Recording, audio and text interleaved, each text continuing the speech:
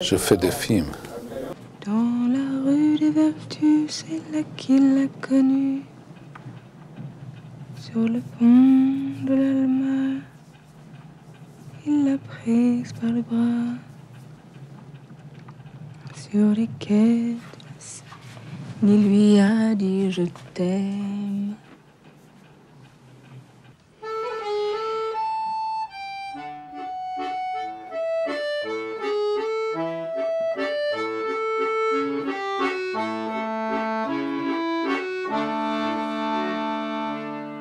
Je vous présente Léa Seydoux qui interprète à l'image le rôle de Marjolaine Donnel, l'héroïne du roman d'Elsa Triolet et du film éponyme d'Emos Guitaille, Rosa Credi. Et voilà Grégoire le Prince Ringuet qui interprète Daniel Donnel, mon mari, dans le roman Rosa Credi d'Elsa Triolet. Elsa Triolet, elle a publié le texte grosso modo 4 ans après le deuxième sexe de Simone de Beauvoir. Le scénario il est assez proche au livre, aux paramètres du livre.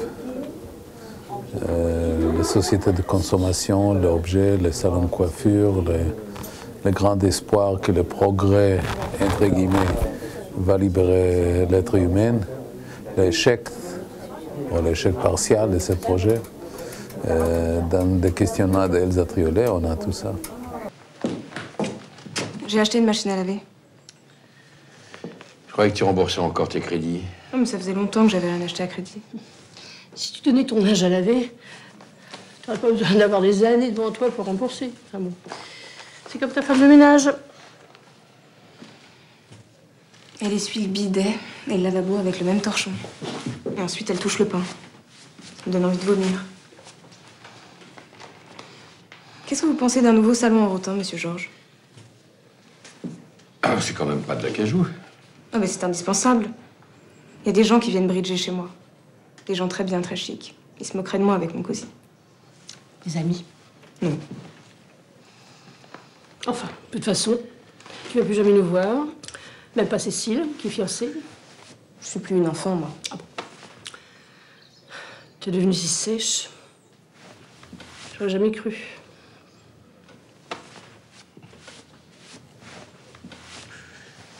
C'est l'histoire d'une jeune fille qui, voilà, qui a grandi dans la pauvreté, qui arrive à se sortir de cette pauvreté-là et qui arrive à atteindre ses objectifs, ses rêves, ses désirs. Donc elle finit par épouser ce garçon dont elle était très amoureuse et elle veut juste vivre dans le confort. C'est intéressant de parler de ça aujourd'hui parce que avec tout ce qui s'est passé avec la crise financière qu'il y a eu, c'est-à-dire qu'on arrive à un moment où il y a trop de consommation, voilà, je crois que c'est ça. Daniel! C'était complètement... Qu'est-ce que c'est que cette merveille? Elle est pour toi. Elle te plaît? Elle est pour moi? Bah oui, c'est ton cadeau. Tu la trouves belle? Oui, elle est te belle. plaît? Oui, oui. Elle est rouge comme tu aimes. Ça te fait plaisir? Oui. Oui. Ça te fait plaisir, vraiment? Oui, ça me fait plaisir. Alors ça me fait plaisir. T'as dû payer ça une fortune. Oh, on s'en fiche. Daniel Donnel est donc un étudiant en botanique qui crée des nouvelles, enfin dont le but est de créer des nouvelles variétés de roses et qui épouse Marjolaine dans le film. C'est une jeune fille issue d'un milieu très populaire. Lui fait partie d'une sorte d'aristocratie de la terre qui fait des roses depuis des générations, qui ont une roseraie, des gens très établis. Je crois qu'ils sont très amoureux au début. Et effectivement, il tire la sonnette d'alarme, mais c'est plus parce qu'il a un rôle de chef de famille en fait. Et c'est quelqu'un de droit, de juste, et qui sait que quand on n'a pas d'argent, il ne faut pas dépenser au-dessus de ses moyens, et qui a des valeurs comme ça un peu traditionnelles. Ce qui n'est pas du tout le cas de Marjolaine, qui est tournée vers la modernité, vers l'élan, c'est les années 50. Il faut avoir les dernières babioles. Tu vois, c'est là, en fait, ça. On fait, oui, les filles, ils sont en train de partir avec Valérie aussi. D'accord. Valérie aussi. Ça tourne. Un deux sur un deuxième. Action! Marjolaine, vous êtes encore là? Oui, j'ai bientôt terminé. Très bien. Oui, dites-moi, vous voulez me dire quelque chose? Oui. En fait, vous savez, vous vous souvenez de ce dont je vous avais parlé? En fait, ils demandent un premier paiement assez important et ensuite seulement ils accordent... Écoutez, excusez-moi, mais je suis un peu pressée. Pardon, excusez-moi. J'ai bientôt terminé. Et ensuite seulement ils accordent les facilités mensuelles. Oui, oui. Mais ça m'a l'air bien, là, Madame Gauthier. Voilà, j'ai terminé. Ouais. C'est très joli. Ça vous plaît? Très bien, merci. Bon, moi, je suis une Madame Denise qui a un institut de beauté avec des filles qui sont grisées de tout cet univers de la féminité. Et dans les années 50, c'était assez rare et c'était une très grande gaieté d'avoir ça dans une ville ou dans un village. C'était important pour les femmes. Et c'était tout à fait neuf, l'idée de l'Institut de beauté. Oui, dites-moi, donc, je vous ai dit que c'était d'accord, hein? Seulement, il faudra que je vous retienne chaque mois une petite somme, hein? Je suis obligée par rapport à vos camarades. Je vous remercie beaucoup. Mais Merci. vous savez bien, je vous aime beaucoup. Moi aussi. Samedi, vous aimez bien Monsieur Dourceau? Oui. Oui, on va jouer au bridge, ça vous plairait de venir? Oui, bien sûr. Ah oui, Avec ça plaisir. vous changerait les idées? Bon. Bonsoir, ma chérie. Elle est une de mes petites employées favorites. Et elle travaille très très très bien. Et donc je l'aime. Je suis proche d'elle. Alors à un moment donné, il y a une grande déception. Alors évidemment, les choses là se compliquent. Je peux avoir un cendrier pour Valérie, s'il vous plaît? C'est intéressant que je lise debout ou pas? Ça? Est-ce que c'est intéressant ça? Alors, mon personnage s'appelle Suzette. Elle travaille dans un institut de beauté où travaille aussi Marjolaine, personnage interprété par Léa. C'est une femme seule qui vit avec son fils, qui n'a pas de mari, qui n'a pas d'amoureux et qui souffre de cette solitude, qui est assez libre, qui a une certaine insolence. Attendez, je vous prends ces 3 teintes. Suzette, qu'est-ce que vous faites? Les revues sont réservées à nos clients. Et puis éteignez cette cigarette, c'est la combienième aujourd'hui? Vous exagérez, là, tout de même.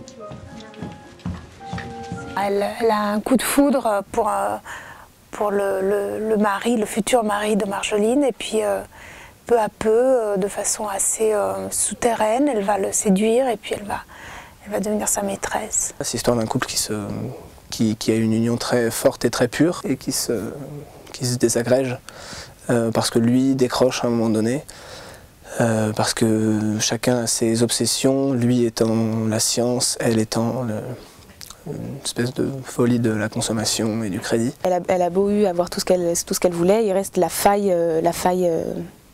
je pense la faille affective. Il y a des gens en effet qui arrivent à, enfin c'est quelque chose d'assez courant, qui arrivent à échapper à leurs conditions et en fin de compte, ou ils arrivent à rester ce qu'ils sont devenus, ou alors ils sombrent parce que il y a toujours cette chose de l'enfance. On pourrait réaménager cette partie. Ce sera notre maison. Ça coûterait des millions. Peut-être, oui.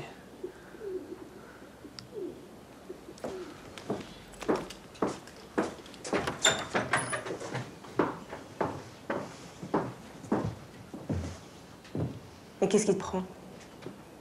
Je pensais que tu détestais les fermes aménagées.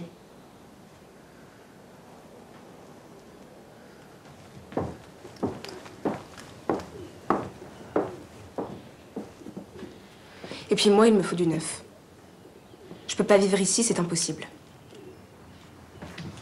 J'ai rêvé, excuse-moi.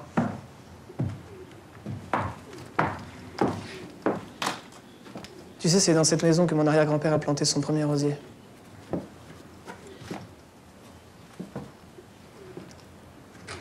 C'est ici que je voudrais finir mes jours.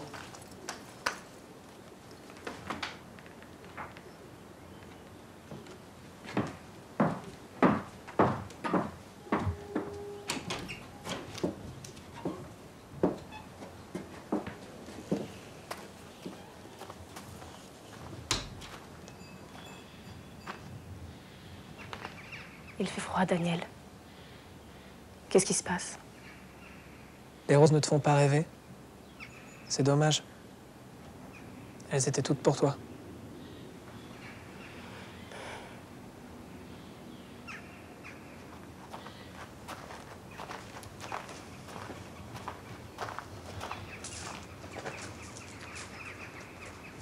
Avec Amos, on a beau être dans des univers très très différents, il y a toujours un principe de réalité. It sounds real. On a l'impression que les gens ne sont pas mis en scène, qu'ils sont simplement vrais. Ça, c'est délicieux, c'est très moderne, ça. C'est une sorte de contradiction qui m'a intéressé, et ça m'intéresse toujours, comment on peut faire la mise en scène, mais pas d'une façon hermétique, c'est-à-dire qu'il y a quelque chose qui va sortir de ça. Voilà, c'est formidable. Et pour les acteurs, c'est tellement extraordinaire, les plans séquences. D'une certaine manière, on est mené par Amos, mais à l'intérieur d'une espèce de liberté, de mouvement assez extraordinaire. C'est rare au cinéma où maintenant les découpages sont tellement formatés, les champs contre champs. Donc là, on est dans une sorte de chaos orchestré, un chaos orchestré, mais très précis. Alors, c'est une tonalité spéciale, il faut comprendre la musique, c'est très complexe et c'est très brillant. Les rues de Paris chantent des chansons qui font 3 petits tours et puis qui s'en vont. Elles chantent les filles qui aiment les garçons, le soleil et la lune, l'amour et les saisons. Les rues de Paris chantent des chansons qui font 3 petits tours et puis qui s'en vont.